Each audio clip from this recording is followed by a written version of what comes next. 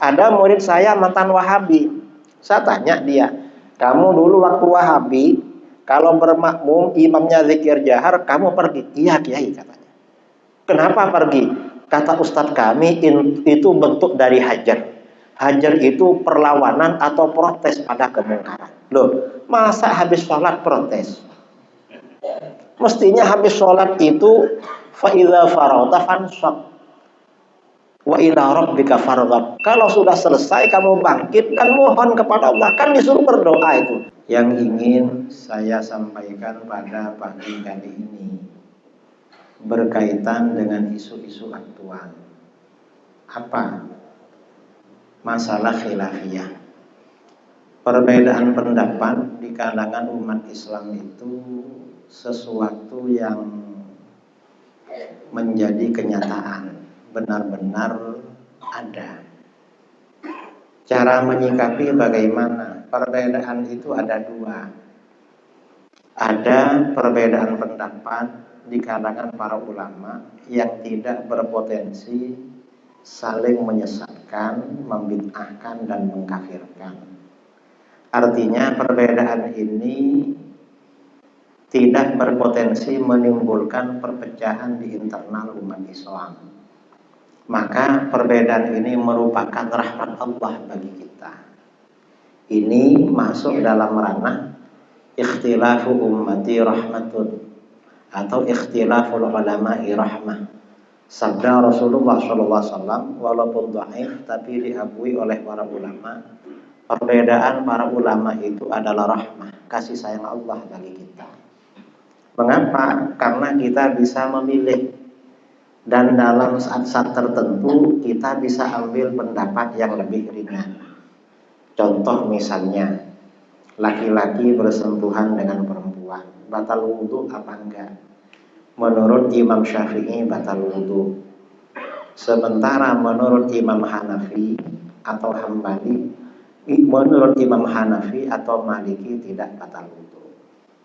Hikmahnya di sini bagaimana? Dalam kondisi normal kita ikut Imam Syafi'i, agar kita kalau mau sholat gak main-main pegang-pegang istri, nanti batal wudhunya. Karena kalau hormonnya naik kemudian keluar cairan, batal wudhu, kan bahaya memang. Kemudian dalam kondisi tertentu kita perlu ikut mazhab Hanafi yang mengatakan tidak batal wudhu. Misalnya ketika kita umroh, dimana kalau kita umroh pada waktu tawaf ini susah sekali tidak bersentuhan dengan perempuan. Apalagi orang Indonesia fisiknya kecil-kecil, sering kena bentur tangannya orang-orang Turki, tangannya orang-orang Iran, orang India. Kalau ikut mazhab Syafi'i tiap beberapa meter nanti wudhu terus, nggak selesai-selesai tawafnya, maka ikut mazhab Hanafi. Ini namanya perbedaan ulama itu rahmah. Dan ini para ulama berbeda pendapat ini ribuan masalah. Imam Syafi'i berbeda dengan gurunya sendiri Imam Maliki dalam ribuan masalah. Tapi walaupun berbeda, tidak saling membid'ahkan, tidak saling mengkafirkan, tidak saling menyesatkan. Kadang ada yang bertanya, mengapa Imam Syafi'i ribuan kali berbeda dengan gurunya Imam Maliki? Karena ulama Ahlus Sunnah, ulama besar, itu melahirkan para pakar, bukan melahirkan pengikut. Yang dicetak oleh ulama-ulama besar itu para ahli.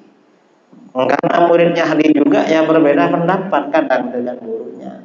Bukan melahirkan para pengikut yang membebek pada gurunya. Masalahnya itu. Ini perbedaan pertama yang tidak berpotensi menimbulkan perpecahan. Yang kedua, ada perbedaan pendapat yang berpotensi menimbulkan perpecahan. Mengapa? Karena perbedaan pendapat ini menyebabkan seseorang membid'ahkan orang lain, menyesatkan orang lain, mengkafirkan orang lain. Maka ini namanya perbedaan yang tercela, yang disebut dengan furqah atau iftiraq, perpecahan. Dan ini tercela. Nah, ketika terjadi perbedaan seperti ini, maka bagaimana umat Islam harus mengikuti ajaran faham Ahlus Sunnah wal Jamaah. Di Ahlus Sunnah ini ada perbedaan, tetapi perbedaan yang tidak menimbulkan perpecahan. Seperti perbedaan antara pengikut Imam Syafi'i, Imam Maliki, Imam Hanafi, Imam Hambali. Kemudian ada perbedaan yang pasti menimbulkan perpecahan. Ini seperti perbedaan antara Ahlus Sunnah dengan kelompok-kelompok di luar Ahlus Sunnah wal Jamaah. Dasarnya mana? Di dalam hadis riwayat Imam At-Tirmidzi, Rasulullah SAW bersabda, "Sataftariqu ummati ala 73 firqah." Umatku akan pecah menjadi 73 golongan. Ya, kalau yang namanya pecah ini berarti gak bisa disatukan, saudara, karena pecah. Umatku pecah menjadi 73 golongan. Kulluha finnar. Semua golongan itu masuk neraka. Illa wahidah, kecuali satu golongan. Yang selamat ini cuma satu golongan. Sisanya yang 72 ke neraka. Para sahabat bertanya, "Man hiya ya Rasulullah?" Siapa satu golongan yang selamat itu, wahai Rasulullah? Rasulullah SAW menjawab, "Ma'ana alaihi wa ashabi." Golongan yang selamat itu golongan yang mengikuti ajaranku dan ajaran para sahabatku. Siapa golongan yang mengikuti ajaran Nabi dan ajaran para sahabat? Jelas itu adalah golongan Ahlus Sunnah wal Jamaah. Berarti kalau begitu kita wajib mengikuti Ahlus Sunnah wal Jamaah. Dan kita tidak boleh mengikuti salah satu dari 72 golongan itu. Mengapa? Yang 72 diancam masuk neraka, yang satu dijanjikan masuk surga, dan kita diperintahkan oleh Allah menjaga, melindungi diri kita dan keluarga kita dari masuk neraka. Qu anfusakum wa ahlikum naro. Lindungilah diri kamu dan keluarga kamu dari api neraka. Nah, dari sini berarti wajib menjelaskan mana-mana dari 72 golongan itu. Dan ini bukan menimbulkan kegaduhan, bukan. Di Indonesia ini, di Indonesia, Islam itu pertama kali masuk dulu Ahlus Sunnah wal Jamaah. Di dalam fikih mazhabnya Imam Syafi'i. Di dalam akidah mazhabnya Imam Asy'ari. Di dalam tasawuf mazhabnya Imam Junaid al-Baghdadi. Tarekatnya, kalau orang Riau, orang Sumbar, orang Sumut, orang Aceh, orang Jambi, kebanyakan tarekatnya Naqsyabandiyah Khalidiyah. Mursyidnya kalau orang Melayu siapa? Syekh Abdul Wahab Rokannya. Kalau orang Aceh Abu Buddha Wali. Macam-macam. Kalau orang Indonesia bagian timur sudah ada yang Syadziliyah, kemudian ada yang Naqsyabandiyah Mulhariyah, ada yang Qadiriyah Naqsyabandiyah, ada Tijaniyah, ada macam-macam. Ini Ahlus Sunnah. Belakangan kira-kira 200 tahun yang lalu muncul 3 aliran di negeri kita pada masa-masa penjajahan. Siapa? Yang pertama Wahabi. Wahabi ini sejak awal muncul di Saudi sudah masuk ke sini. Yang kedua Syiah. Yang ketiga aliran kebatinan. Kebatinan ini ngaku-ngaku pengikut tasawuf, tapi mengajak jamaahnya meninggalkan sholat 5 waktu. Bilangnya tasawuf, tapi gak sholat. Sufi, tapi gak sholat. Berarti suka nonton TV. Karena gak sholat kan. Mestinya kan rajin sholat itu, sufi ya. Nah, cuma yang paling marah di negeri kita, terutama di Riau, di Pekanbaru, itu Wahabi. Kalau Syiah itu hampir gak dengar. Saya 5 tahun bolak-balik, kadang tiap bulan, tiap 2 bulan, 3 bulan ke Pekanbaru, gak pernah ketemu Syiah. Dulu pernah ketemu HTI, Hizbut Tahrir awal-awal.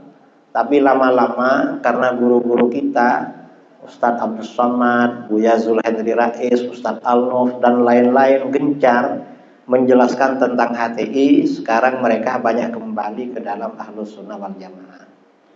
Nah, yang Wahabi ini enggak balik-balik. Cuma ada sebagian ya yang sadar itu. Tapi enggak, malah bangunannya tambah gede, tambah besar gitu. Ini Wahabi.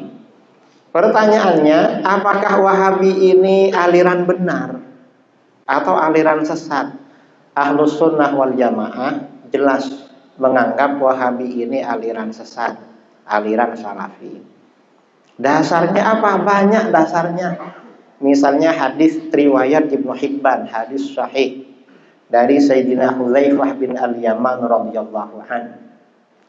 Rasulullah sallallahu alaihi wasallam bersabda, "Innama atakhawwafu 'alaikum rajulun qara'al Qur'an." Sesungguhnya sesuatu yang aku khawatirkan pada kalian adalah seorang laki-laki yang pandai baca Quran. Baca Quran itu bagus, dianjurkan. Bahkan sabda Rasulullah SAW, "Afdalu ibadati ummati qiraatul Quran." Ibadah umatku yang paling utama, paling bagus adalah baca Quran. Tapi di sini ada orang pandai baca Quran, Rasulullah kok khawatir. Rasulullah kok awas, berarti ini bermasalah. Bukan Qurannya yang bermasalah, tapi orangnya. Ada orang pandai baca Quran. Rasulullah khawatir dengan orang ini. Mengapa? Hatta idza ru'iyat bahjatuhu alaihi, hingga ketika orang ini kelihatan indah karena Al-Quran. Kok indah karena Al-Quran?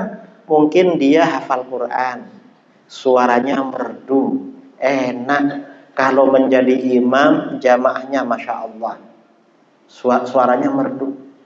Wasara rid'an lil Islam, orang ini juga menjadi penolong Islam.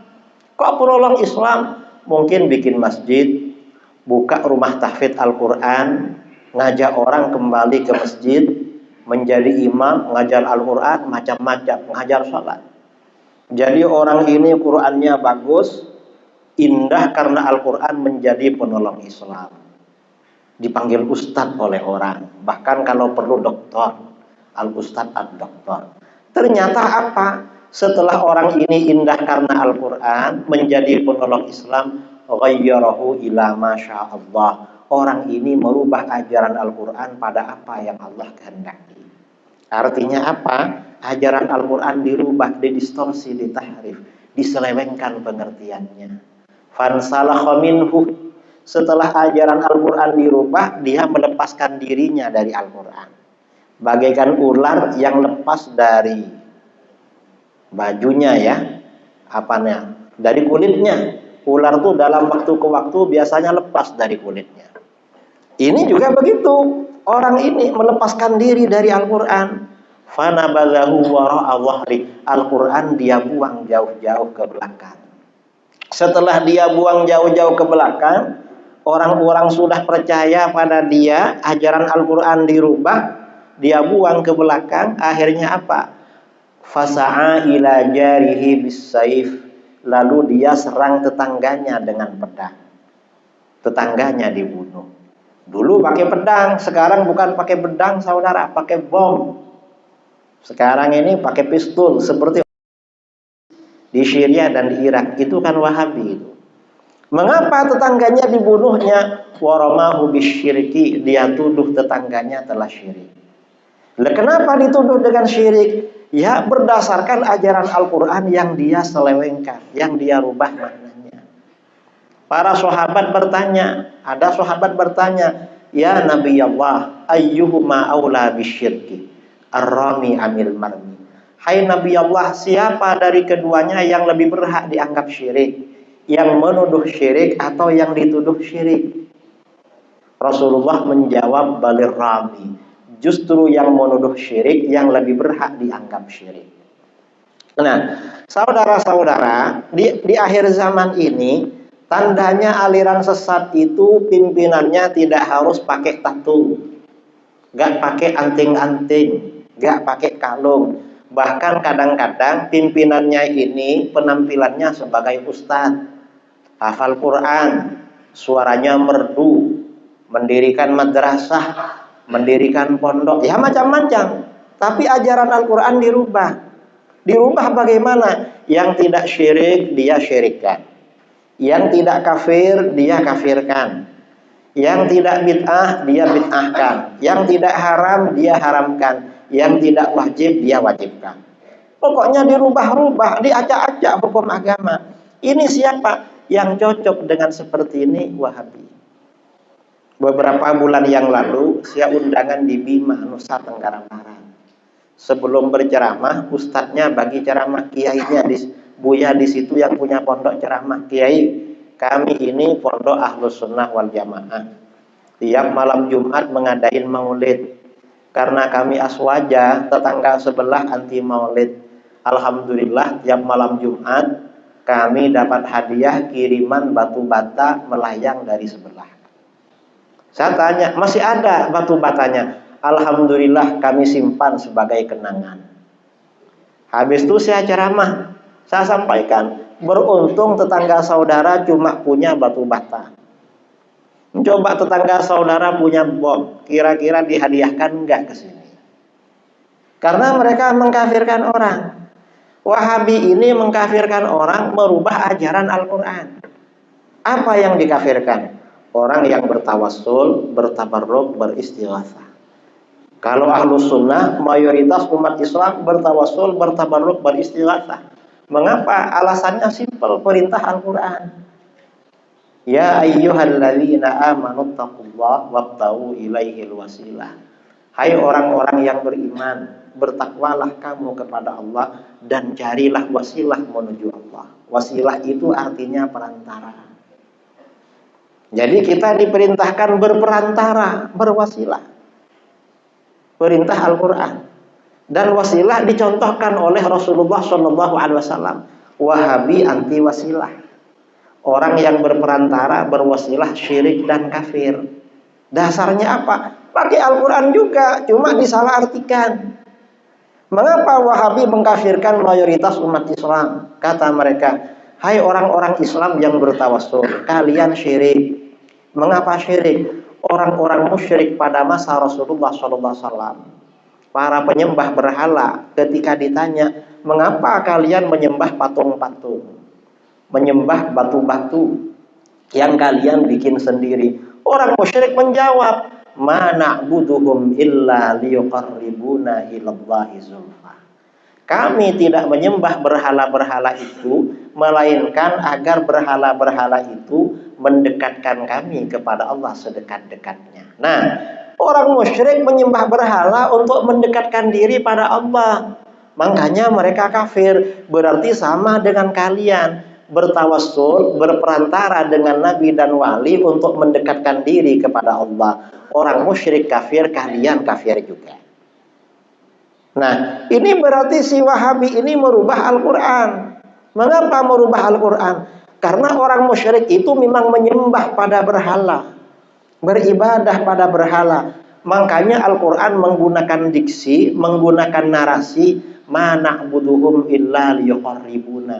Kami tidak beribadah kepada berhala kecuali agar berhala itu mendekatkan kami kepada Allah. Artinya orang musyrik itu memang beribadah kepada berhala. Adapun orang Islam kepada para nabi dan para wali tidak beribadah, tetapi berwasilah, menyembahnya, doanya kepada Allah. Ini contoh doa wasilah ya, tawassul, yang diajarkan oleh baginda Rasulullah SAW. Suatu ketika Rasulullah SAW mengajar di rumah salah seorang sahabat. Tiba-tiba seorang laki-laki tunanetra datang, laki-laki buta. Lalu dia minta, ya Rasulullah, ud'ullah ayyakshifa basari. Hai Rasulullah, doakan pada Allah agar menyembuhkan aku dari kebutaan ini. Saya ingin sembuh dari buta Rasulullah. Lalu Rasulullah jawabannya memberi opsi. In syi'ta sabarta fahuwa khairun lak, kata Rasulullah. Kalau kamu mau, kamu yang sabar aja, biar tetap buta. Itu lebih baik bagi kamu. Karena kamu gak lihat maksiat dan kamu dapat pahala terus, masuk surga kamu. Tapi wa in syi'ta da'autu. Tapi opsi kedua, kalau kamu mau tak doakan.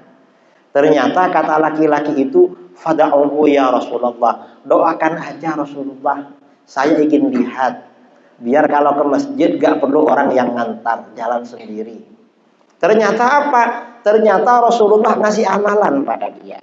Kata Rasulullah, itil midha'ah, kamu datangi tempat wudu. Fa'ahsinil wudu, lalu kamu kerjakan wudu dengan baik, dengan sempurna. Tsummatil masjid, lalu kamu pergi ke masjid. Fasholli raka'atain, lalu di masjid kamu sholat hajat 2 rakaat.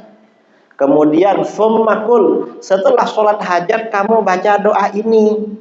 Katakan doa ini, Allahumma inni as'aluka. Ya Allah, sesungguhnya aku memohon kepadamu. Nah, dari tadi ini rangkaiannya akan beribadah kepada Allah. Berwudu ibadah pada Allah. Sholat ibadah pada Allah. Lalu berdoa kepada Allah. Lalu bertawassul, wa atawajjahu ilaika, dan aku bertawassul kepadamu. Aku berperantara kepadamu binabiyyika Muhammadin, dengan nabimu Nabi Muhammad sallallahu alaihi wasallam, nabiyir rahmah, nabi pembawa rahmat. Setelah itu beristighatsah, menyeru Rasulullah. Menyeru ini konteksnya juga berperantara, berwasilah. Ya Muhammad, wahai Muhammad. Ya nabiyir rahmah, wahai nabi pembawa rahmat. Inni tawajjahtu bika ila rabbi, sesungguhnya aku bertawassul, aku berperantara denganmu kepada Tuhanku. Fi hajati hadhihi, mengenai hajatku ini, ingin sembuh dari buta. Lituqbali, agar dikabulkan oleh Allah untukku. Allahumma fasyaffi'hu fiyya, ya Allah, terimalah syafaat nabiku untuk diriku. Wa syafi'ni fi nafsi, dan terimalah doaku untuk diriku sendiri. Laki-laki ini mengamalkan doa yang diajarkan oleh Nabi, sholat hajat dan doa yang diajarkan oleh Nabi. Kata rawi hadis tadi, Sayyidina Utsman bin Hanif radhiyallahu an, gak lama kemudian laki-laki itu pun datang ke tempat Nabi mengajar, wa qad absar, sudah benar-benar sembuh dari buta. Nah, ini artinya apa? Tawassul itu tidak syirik, istighatsah tidak syirik. Mengapa? Karena itu bagian wasilah, berperantara yang diperintahkan Al-Quran dan diajarkan oleh baginda Rasulullah SAW. Wahabi mensyirikkan karena pakai ayat Al-Quran yang salah tempat. Wahabi itu kalau berdalil sering salah tempat, saudara. Itu Wahabi. Makanya ini perlu diingatkan.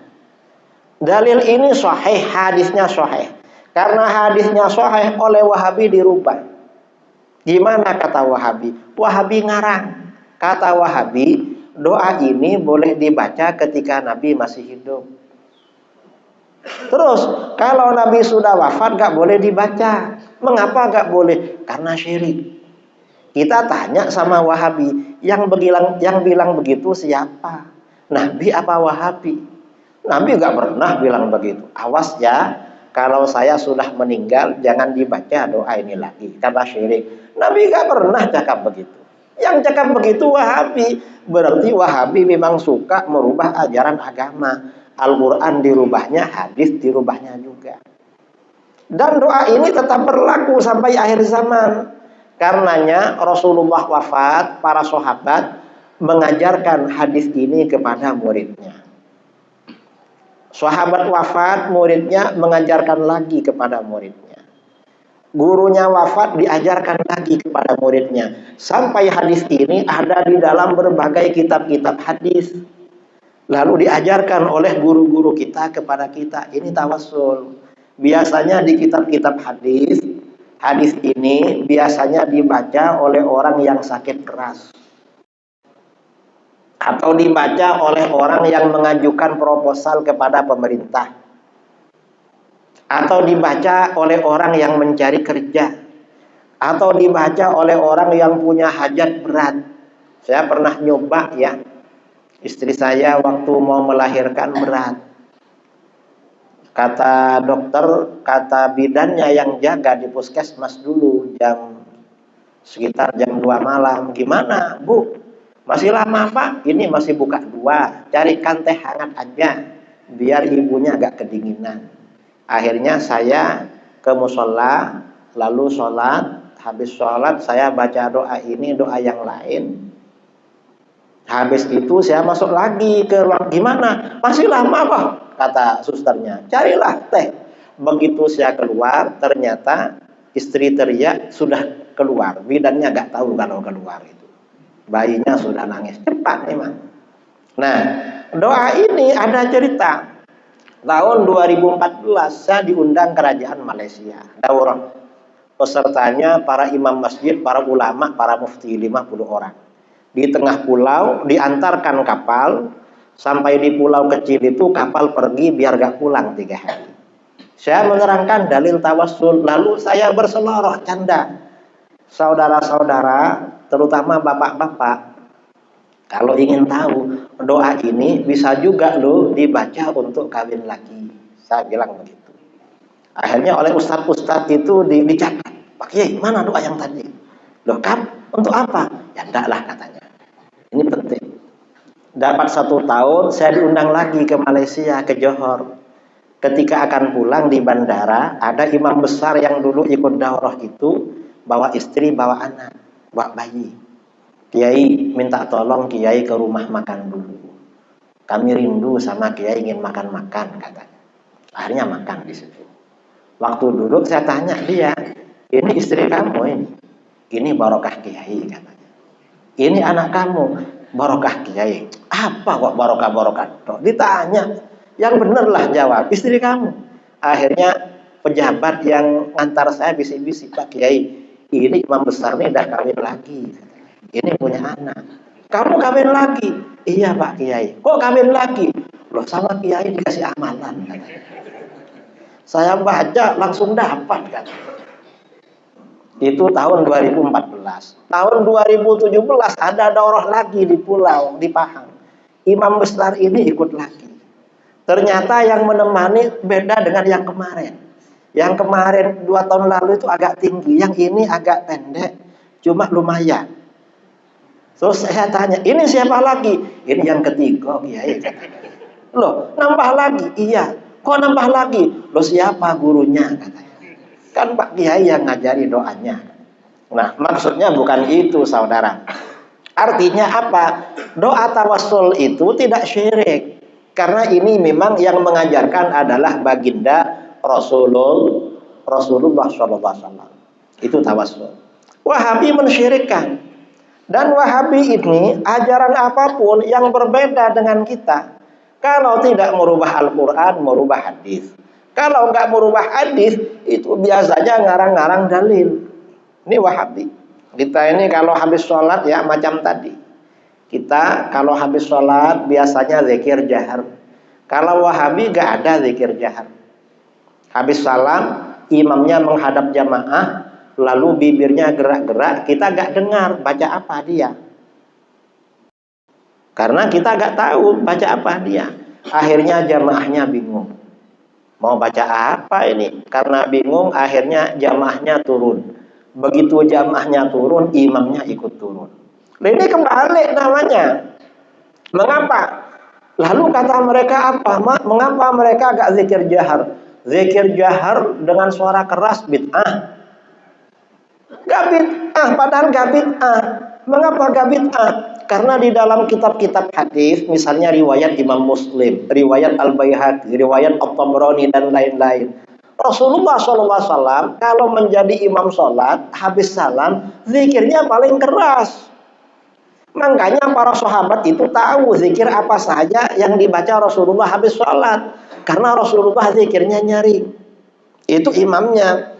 Jamaahnya bagaimana? Jamaahnya keras juga. Hadis riwayat Bukhari Muslim, imamnya pakai zikir jahar, makmumnya zikir jahar. Kau langsung pergi. Wahabi kalau sholat di masjid kita, dengar imamnya jahar, biasanya langsung berdiri, mukanya emosi, macam orang kesetanan. Nah, itu salah itu. Ada murid saya mantan Wahabi. Saya tanya dia, kamu dulu waktu Wahabi, kalau bermakmum imamnya zikir jahar, kamu pergi? Iya Kiai, katanya. Kenapa pergi? Kata Ustadz kami, itu bentuk dari hajar. Hajar itu perlawanan atau protes pada kemungkaran. Loh, masa habis sholat protes? Mestinya habis sholat itu fa idza faragta fansab wa ila rabbika farghab. Kalau sudah selesai kamu bangkit dan mohon kepada Allah. Kan disuruh berdoa itu. sebentar ya, ntar lagi. Jadi isyraq ini agak mundur-mundur gak apa-apa lah. Yang penting ngajinya agak lama dikit, 10 menit lagi. Nah, akhirnya apa? Itu Wahabi. Sebenarnya yang benar gak begitu. Yang benar itu makmum itu meninggalkan tempat sholat berjamaah ketika imamnya beranjak berdiri. Karena di dalam hadis riwayat Imam Bukhari dari Ummu Salamah, kata Ummu Salamah, fa idza qama Rasulullah sallallahu alaihi wasallam qamar rijal. Kalau Rasulullah berdiri dari tempat sholat, jamaah di belakangnya baru berdiri. Bukan imamnya ditinggal duluan. Kalau imamnya ditinggal duluan, selain gak sopan, kasihan juga.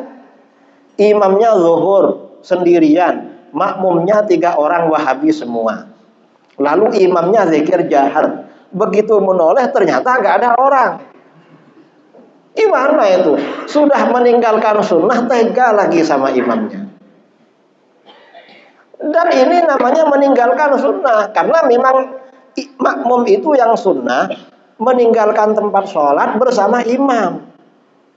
Makanya Imam Bukhari ketika meriwayatkan hadis ini menulis babun tilarin nas qiyamal imam al-alim. Bab ini menjelaskan bahwa jamaah itu menunggu imam dulu mau berdiri. Imamnya berdiri baru jamaahnya berdiri. Jangan berdiri duluan. Kalau Wahabi dibolak-balik saudara, pergi duluan, malah makmumnya pergi, imamnya ikut. Loh, kok imam ikut makmum itu? Mestinya makmum ikut imam. Ini juga contoh ya. Wahabi ini habis sholat diajak salaman gak mau. Ya, di Bogor orang-orang curhat, ada Wahabi kiai diajak salaman habis sholat dipukulnya tangan kita. Ada juga diajak sholat malah tersinggung dia. Sebenarnya yang benar gimana? Loh, cuma diajak salaman, ya maulah, jangan mahal-mahal. Oh, Rasulullah habis sholat diajak salaman mau. Dan itu hadisnya sahih riwayat Imam Bukhari. Abu Juhaifah berkata dalam Sahih Bukhari radhiyallahu an, kharaja Rasulullah sallallahu alaihi wasallam bil hajirah ilal Batha. Rasulullah keluar pada waktu cuaca panas sekali ke daerah Batha, mungkin musim haji. Fatawadda'a, lalu Rasulullah berwudu. Selesai berwudu Rasulullah menjadi imam. Thumma shalla zuhra rak'atain wal asr rak'atain. Rasulullah menjadi imam zuhur asar di jamak qashar. 2 rakaat. Selesai sholat, waqaman nas, orang-orang berdiri. Setelah mereka berdiri selesai sholat, faja'alu ya'khuduna yadayhi. Lalu orang-orang itu mengambil kedua tangan Nabi. Apa mengambil kedua tangan itu? Kan bersalaman kan, dan itu habis sholat. Apakah Rasulullah menolak? Enggak menolak. Yuqabbiluna, mereka mencium tangan Nabi. Karena Rasulullah ini orang mulia, dicium tangannya. Kata Abu Juhaifah, rawi hadis ini, fa akhadtu biyadihi. Aku ambil tangan beliau, fa wada'tuha ala wajhi. Aku letakkan tangan beliau pada wajahku. Dicium. Fa idza hiya abradu minas salji. Ternyata tangan baginda lebih sejuk daripada salju. Padahal cuaca panas. Dalam cuaca panas, fisik Rasulullah mengalirkan energi sejuk. Wa atyabu raihatan minal miski. Dan tangan beliau lebih harum aromanya daripada parfum kasturi. Makanya kalau mau ke masjid pakai parfum. Kalau bersalaman dengan orang dapat parfum kawannya. Jangan kayak Wahabi, gak pakai parfum, akhirnya gak mau diajak salaman karena takut bau tangannya itu. Nah, artinya apa? Wahabi ini bahaya saudara. Ajarannya memang berbeda dengan Ahlus Sunnah. Dan ini jangan dibilang khilafiyah, jangan. Khilafiyah itu perbedaan antara mazhab Ahlus Sunnah. Kalau perbedaan antara Ahlus Sunnah dengan Wahabi itu namanya furqah, perpecahan. Kita nggak boleh ikut kelompok-kelompok yang mengajak pada perpecahan. Harus mengikuti kelompok Ahlus Sunnah wal Jamaah. Nah, masalah-masalah lain di mana Wahabi itu berbeda dengan kita, itu mereka biasanya kalau nggak merubah ajaran Al-Quran, merubah hadis Nabi, atau ngarang-ngarang dalil, salah menempatkan dalil. Jangan dikira setiap orang berdalil dengan Al-Quran pasti benar, enggak. Kadang-kadang yang berdalil dengan Al-Quran itu aliran sesat. Mengapa? Al-Quran menjelaskan yudhillu bihi katsira wa yahdi bihi katsira. Allah sesatkan dengan Al-Qur'an banyak orang, dan Allah berikan hidayah dengan Al-Qur'an banyak orang. Kalau orang sesat mencari-cari ayat Al-Qur'an untuk membenarkan kesesatannya. Tapi kalau orang ahlus sunnah wal jamaah, orang yang alim, mencari-cari ayat Al-Quran untuk membela kebenaran. Enggak semua yang mengambil dari dalil Al-Quran itu benar, saudara. Makanya hati-hati. Kita harus bertahan menjaga akidah ahlus sunnah wal jamaah.